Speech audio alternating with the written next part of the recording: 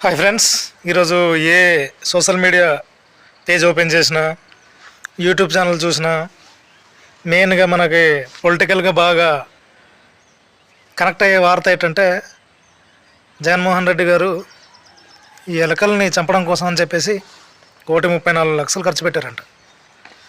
ఇది పెద్ద ఆశ్చర్యం ఏముంది బస్సు అంటారా? నాకు కూడా పెద్ద ఆశ్చర్యం ఏం కలిగించలే. కానీ ఈ బిల్లుని గవర్నమెంట్కి పెట్టుకోవడమే పెద్ద ఆశ్చర్యాన్ని కలిగించింది.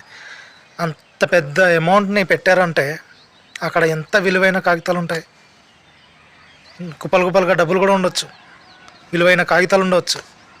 మరి అవన్నీ పాడైపోతే బాధే కదా, వాటిని కాపాడుకోవాలి కదా. అందుకే అంత డబ్బు ఖర్చు పెట్టి అవన్నీ కాపాడుకోవడానికి ట్రై చేశారు. అంతవరకు తప్పులే. కానీ ప్రజాధనం గవర్నమెంట్కి బిల్లు పెట్టుకోవడం ఏంటి క్వశ్చన్ మార్క్గా మారింది.